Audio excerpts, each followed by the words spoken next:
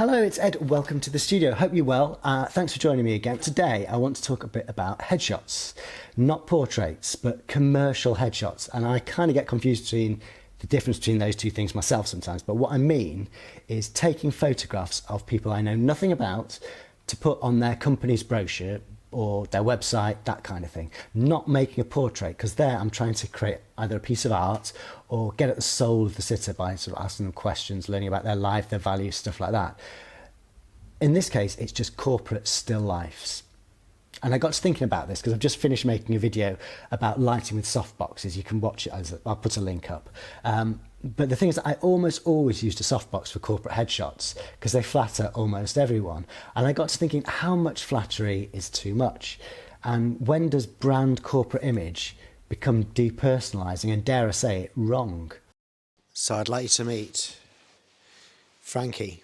Now, Frankie's been working here for a few years and he's actually a very senior member of the team.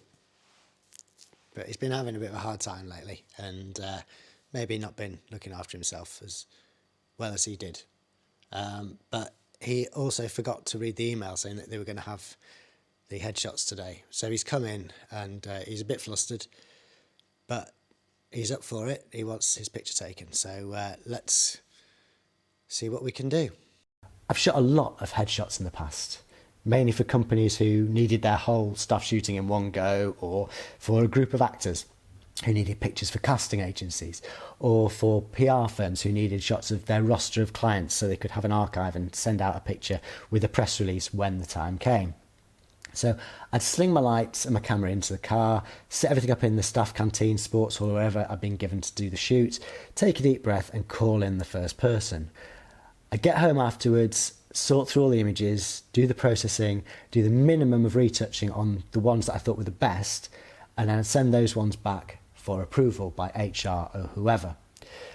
But before I started, I always asked myself the question, what is it my job to produce here? And my answer to that question, if I was asked to do a set of headshots today, would probably be quite different from my answer back when I was doing this kind of thing on a day-to-day basis. It's been about probably half a dozen years since I did that kind of shoot, and my attitudes have changed in the intervening time. And so the technology is available to help you, or to be the little devil on your shoulder saying, just do a little bit more. It's very easy. So how far from the true appearance of the sitter would I go? How uniform should the images be? How much say should the sitter have? And how much say belongs to their boss, who basically is paying for the shoot? How much should I trust my own judgment and my own taste? And how much should I ask the sitters how they like to look? How much retouching can I do in post-production to create what I think is best for all concerned without becoming some sort of crazed plastic surgeon just making things look like how I want them to look? Now, I'd be really interested to hear your views on this, because I would think it's a really interesting conversation to be had, more even than the one we had about manipulating street photographs, which got people very, very animated. And again, you can watch that. I'll put a link in the description if you haven't already seen it. But what I'm thinking is, how far should you go? This is where I'm at today. This isn't 100% where I was in the past, but it's a direction of travel that I've pretty much always been on. And it might explain why I don't choose to do headshots anymore, because I find it such a complicated business, personally. The technical side of it I can pretty much do in my sleep, but the human side is a very different beast. When I used to do headshots, I tried to show people what the raw images would look like and had them choose which they liked best. But that wasn't always possible. And as I was usually asked to send a selection of finished images afterwards anyway, I couldn't guarantee exactly which picture would get used. I never released any images that I thought would upset anyone. For example, if they're blinking, looking vacant, they're mid-sneeze. But at the end of the day, I had to decide what looked okay and how these people would then be represented to their peers. And that's quite a responsibility, I think. Everyone has an image of themselves. Some people's image of themselves fits with other people's image. Some people see themselves in a completely different way. And I don't think it's my place to point out how wide the gap is. Also, some people don't care how they look, others do, and you can't always tell which is which. Some people like having their photograph taken, others really don't, and you can't assume that they'll be open about which it is. People are very good at hiding their feelings to appear professional. but they might be hurting inside. Some people have features that they're proud of and they're part of their personality. Others feel they have flaws. And again, their boss might feel differently about this from them, and it's often they who get the say. They're the ones who commission the pictures, intend to use them to represent their vision of their company.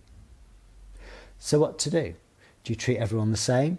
Do you just be a photo booth and just snap, snap, snap, same for everyone? Do you treat everyone equally, or do you treat everyone fairly? That's not necessarily the same thing. Do you ask people how they want to look and risk them being embarrassed at the question, or even worse, and knowing that the person who commissioned the shots might not agree with how they want to appear anyway? There is this issue of consistency. If everyone's lit from the left except one person who thinks their other side is their best side, that's going to look pretty weird in a brochure. And there's lots of less obvious examples of that kind of thing. I mean, adjusting skin tone is an obvious factor that's been talked about more than other things for obvious reasons recently. But there are lots of other things as well. And for example, different people suit different focal lengths of lenses. So do we use different focal lengths for different people? If we're talking about classical good looks, for example, and the rules of composition, a large nose becomes relatively smaller on a 105mm lens than on a 70mm lens. A camera at waist level will produce a more flattering look for some people than one at eye level, and vice versa. Specular highlights that you get in a lot of sports photography, they suit some people and not others.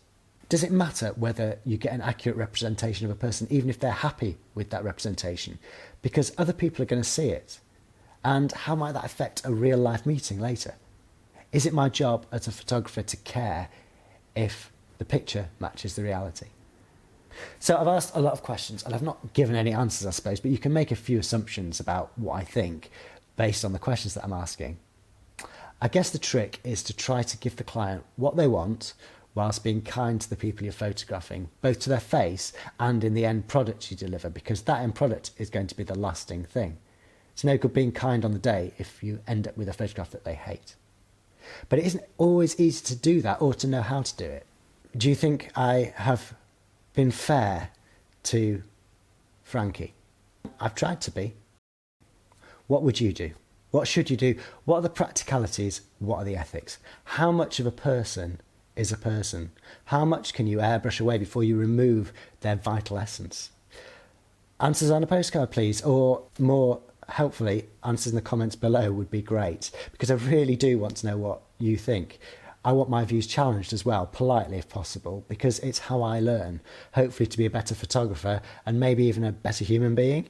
As always, it would be amazing if you could take a moment to hit like and subscribe if you haven't already.